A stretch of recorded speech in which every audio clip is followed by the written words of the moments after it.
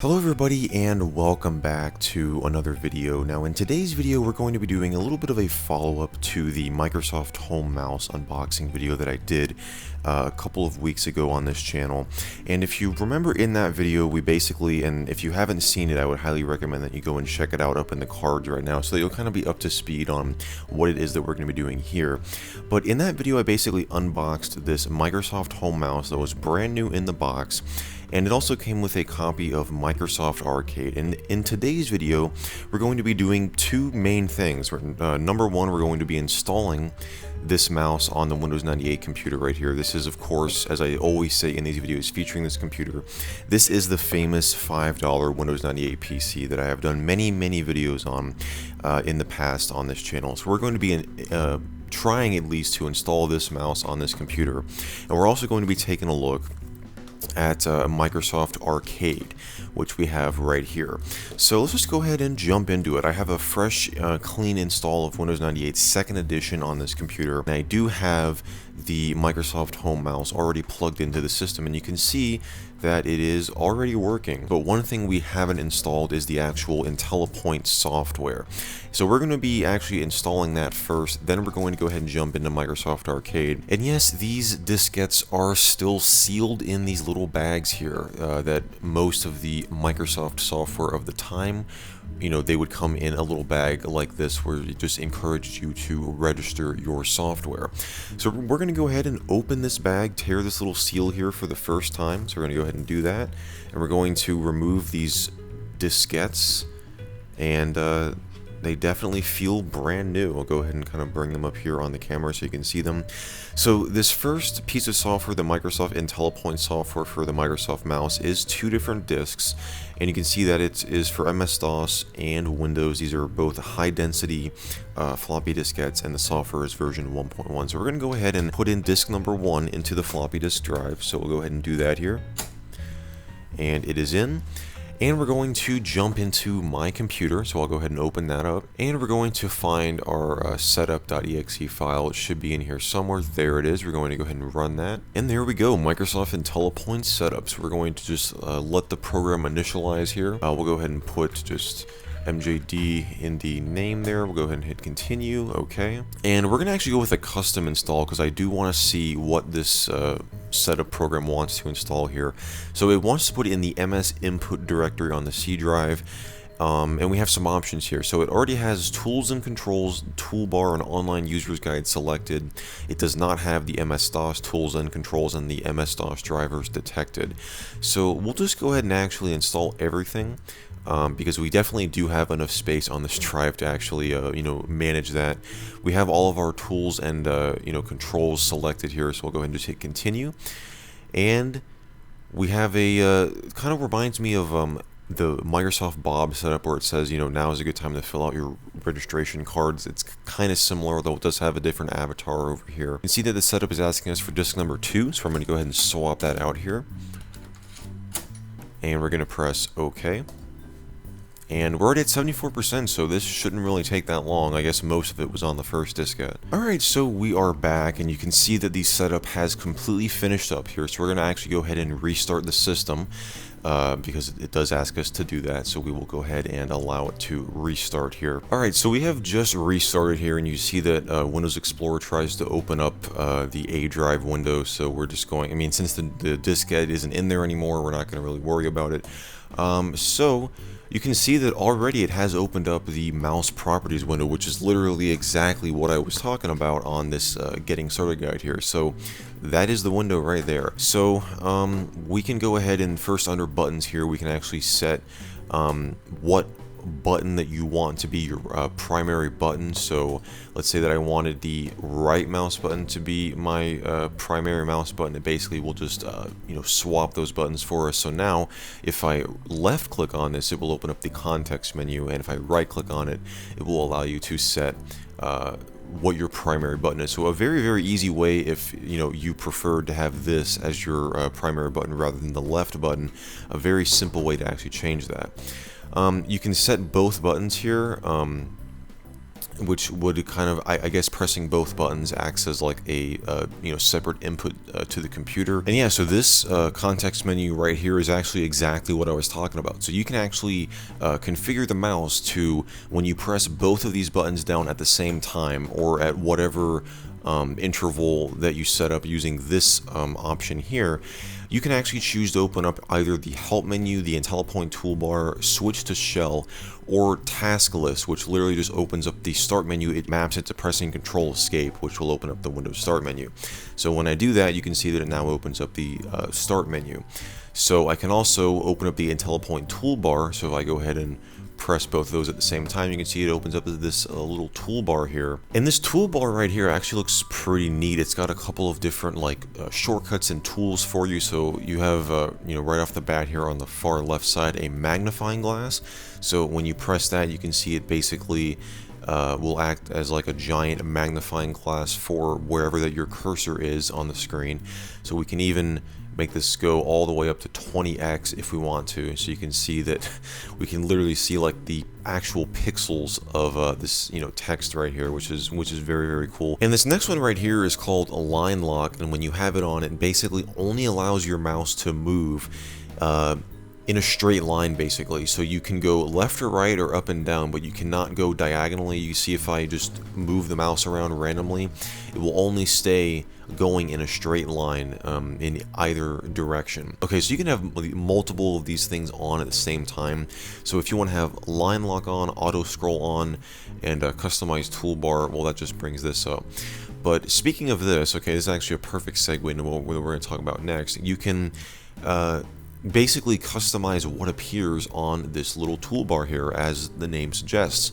So I can turn on mouse trails and click lock if I want to. So now we'll have more things on here. There you go. That is the IntelliPoint toolbar.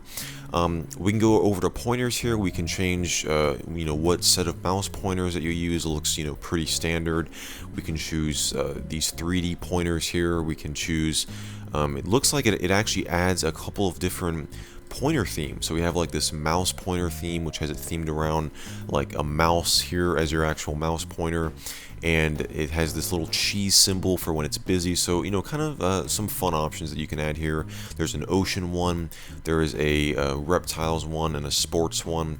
So that is pretty neat actually. We'll go ahead and just leave it on the ocean one, just to kind of give it some more character basically. Under visibility, I mean, most of these things are pretty standard in at least Windows nowadays. I mean, all of this stuff is in Windows 10. You can turn on sonar, which is when you press the control key, it kind of does this like circular effect where it will kind of show you where your mouse pointer is on the screen. You can turn on mouse trails if you want to. We can go ahead and make them, very long here. You can see that now we have a mouse trail, so we'll go ahead and actually turn that off because I don't prefer that being on. You can make the pointer vanish when you begin typing, so that's useful to get it out of the way when you're typing in Word documents. Orientation, pretty self-explanatory. You can set up the orientation of your mouse. Activity, you can turn on snapping to buttons, which when you do this, it will basically, when a new window opens up, it will automatically snap the mouse to the first button, so that's usually like OK. Focus here, you can select windows by moving the mouse over the title bar of that window. Pointer wrap, it will wrap the pointer to the edge of the screen. Most of this stuff is pretty self-explanatory. You have some speed controls here, which looks like it makes it very, very slow automatically for us, which is kind of weird actually. I did not want that to, like, it literally just set us to have a very, very slow pointer speed there. So we'll go ahead and kind of set that to the center where it was before. You can change acceleration. You can turn on smart speed, which will slow down the pointer over icons, buttons, and other controls. Click speed you can change, and effects. You can have some animations actually, so we can go to construction here. Oh, so that's, oh, okay, that's actually kind of cool. So you can kind of have these different animations appear when you single click the mouse, when you double click the mouse, or click both buttons. So I'm on this construction scheme here, and when I double click, it will make the mouse turn into a nail, and when I do a both button click, it will turn it into a drill there, which you can't really see actually, but I guess there it is. So we can go to like sci-fi here. Yeah, for some reason the both button one isn't actually doing anything. Okay, so I mean that was basically the IntelliPoint software. Like I said, most of that stuff is pretty self-explanatory. It does what you would expect it to do, and a lot of those features are in modern versions of Windows today. So I don't know how much of that stuff was in Windows 98. I wonder if we can go into the control panel here and go into the mouse settings and see if it's kind of taken over that completely. Yeah, so it has. So it's basically completely taken over the mouse pointer setting in the Windows control panel. So you cannot access that one anymore. It basically adds to it. So some things that were already in Windows 98 just kind of adds on top of that and adds a lot more customizability for you. So there you go. That is the IntelliPoint software. Now we're going to go ahead and move on to the other piece of software, the basically like the bundled software that was included with this mouse, and that is Microsoft Arcade. So let's go ahead and just tear this bag open here. Again, for the first time since it has left the factory, we'll go ahead and remove this fresh diskette here. And this is the Microsoft Arcade software. Unlike the mouse pointer software, it only comes on one diskette. Let's go ahead and actually take a look at this. So we'll go ahead and put this into our computer here, and we'll take a look at what is on Microsoft Arcade. Alright, so we've got the Microsoft Arcade diskette in the drive. We're just going to go ahead and run the setup program. Now, I actually don't know what is bundled with this bundle here. It doesn't say anything on the box about like what's included with it, but I actually played the return of Microsoft Arcade, which they briefly talk about on the back of the box towards the bottom right. They briefly mention it here. And this one is one that I actually play, and it does contain games like Pac-Man, Galaga, Galaxian, some Namco games actually, which is pretty cool. So I don't know what comes on the Microsoft Arcade, if it's all like Microsoft software, or if it's like more Namco software, I'm not sure. And this was actually a part of Microsoft's Home series of software, which somebody actually mentioned that when this mouse was released, it was called the Home mouse, but you can see that there's no Microsoft Home branding up here like there is on the arcade. So you see that little Microsoft Home thing up there. So for whatever reason, they were bundling Microsoft Home software when they had, as far as I know, discontinued that brand of software. So kind of an interesting little tidbit there. So let's go ahead and actually jump into this. We'll go ahead and press continue. It takes 3 megabytes on your hard disk. We have like an 80 gig drive in here, so I think we're going to be good there. Okay, Microsoft Arcade setup successful. We'll go ahead and press OK. And I guess these are like literal arcade games, as the name would suggest. So let's go ahead and run Asteroids here. I have played Asteroids before. It's been a while since I've played it, but this looks like a... Go ahead and do about here. Okay, so this is... Yeah, Asteroids 1979, 1993, Atari Corporation. 1993, so this came out in 1993. This mouse came out in 1997, I believe. So they bundled like 4-year-old software with this mouse for some reason. But I guess that is pretty cool because they kind of want to have you, you know, have something to use the mouse with, you know, kind of, you know, try it out, basically, get used to using it. So it was nice that they included this. So we're going to go ahead and press F3 to continue. I guess this is this mouse controlled or is this keyboard controlled? I think this is, hang on a second. Because if this is keyboard controlled, this is one player, yeah, this is keyboard controlled. So there was literally no reason for them to bundle this with this mouse, because you can't even control it with the mouse. But this is Asteroids. I'm sure most of you guys have actually played this before. It's a pretty fun game. This game obviously was more popular in the 80s when it was in the arcades, but there have been many ports to the PC.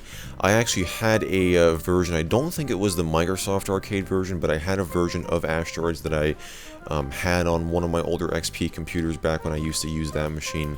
So I have actually played this before. It's just been a while, but it's a pretty simple game. Your goal is to just basically not die and avoid the, you know, the little alien ships like I just ran into there, and also all of the flying asteroids. So that's where it gets the name, if you haven't figured that out already. For some reason, the mouse cursor is literally hidden. It's basically locked in the game. So I'm like moving the whole mouse around and nothing's happening. So you have to actually, I think, press escape to get out of the game to get your mouse cursor back. or I guess press F3 to pause the game to get your mouse cursor back. So there you go. You have some options. You can make it full screen if you want to. You can customize the game and actually get what looks like a ton of different configuration settings here. So you can change the number of lives. You can change the points needed for bonus lives. You can change the spaceship speed, missile range, asteroid speed.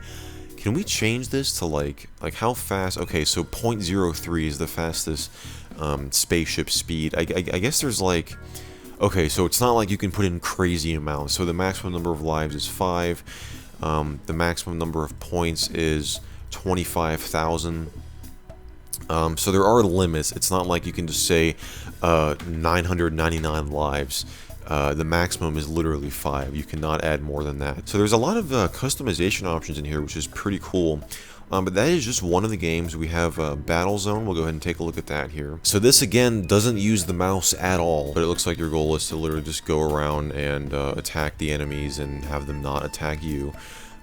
So there you go. We can, again, also, if we want to, go up into the options here. We can go to customize game, and you can again change all these settings here. Lives, points for first bonus tank, the tank speed. Let's see how fast we can do this. Okay, 25. So it's not, you can't just again set your like setting to be like 999 for speed and then just go insanely fast. There are actual limits that they have in here. You can also change what your controls are if you want to. So there you go. And you have a help document as well. So this kind of tells you how to play the game, how you actually score, some of the strategy behind it. And you can view copyright information as well. And you can see that this is all owned by Atari, which I guess is just licensed to Microsoft for, you know, use in this pack. So that's kind of neat. I guess most of these are, I think, actually all of these I think are Atari games. Centipede. So this is the little quick help window that will open up that you can, you know, go into options here and hit skip quick help to actually skip it, basically. So yeah, this is Centipede. Your goal is to actually kill the centipede before it actually comes down to the bottom of the screen and hits you, and if it does, then you lose, or you lose a life, and I guess I've lost enough lives to actually die. But there you go. Again, it's a pretty self-explanatory game. We can again go into help, I think it's options, customize game, and you can change all these settings here to your desire. So there you go. Next up is Missile Command, which is another classic Atari game. So we can go ahead and first let's actually see what we can customize. So you can change the number of starting cities, points needed for a bonus city. You can change all of the missile speeds, the bomber and satellite speeds. So there's a lot that you can actually modify. We can actually press, let's go ahead and press F3 here to actually start the game. I think we're going to press F2. And what I totally forgot to mention is that Centipede and Missile Command are all games that can be played with the mouse. So like in Missile Command here, you do have to actually use the keyboard to launch your missiles, but you can move the mouse to actually target the crosshair. So that's something that I just totally overlooked. I guess there are some games in here that you can actually use the mouse for, which is probably why Microsoft actually bundled it. You know, bundled this pack. There's just a couple, so Battle Zone and Asteroids are the only two so far that you can't actually use the mouse with. Tempest here, it again looks like you can actually play it with the mouse. So you move the mouse to the left to move the blaster clockwise, move it to the right to move it counterclockwise. So we'll go ahead and press F2 to start here. So let's say I'm probably a novice at oh I didn't okay, that's not what I wanted to do. So Tempest, I've actually seen gameplay of this before. I've never actually played it myself. So this is a first for me, but basically, so this is kind of heavily mouse driven actually, because I think it's actually only mouse driven, because your goal is to not get hit by all those things that just, you know, hit me. So let's say that I'm a novice, which is what I wanted to pick originally. So you basically move around with the mouse, and you hit the actual mouse button to actually shoot and try to kill all of these things and make them not come up here. You want to actually, you know, neutralize them before they actually get to the top and kill you. So it's a pretty cool game. Like I said, I've never, I think this is my first time playing this. That is Tempest. Like I said, I'm not going to spend too much time on all these because I did want to get through all of them and that original mouse software. That is basically a very, very brief look again at the Microsoft IntelliPoint mouse software and the Microsoft Arcade. I hope that you guys enjoyed this video. If you did, definitely be sure to give it a thumbs up. Be sure to get subscribed down below and turn on channel notifications if you haven't already to get notified whenever I upload a new video, which I do that every single week on this channel. And also be sure, guys, like I always ask you guys to do, be sure to leave me a comment down below letting me know what your guys' thoughts on both of these programs are. Have you ever used these before? Have you ever played any of these games in the arcades back in the 80s? Be sure to let me know any comments or questions that you guys have. I always enjoy reading what you guys have to say. And as always, I just want to thank you all so much for watching, and I will see you in the next video.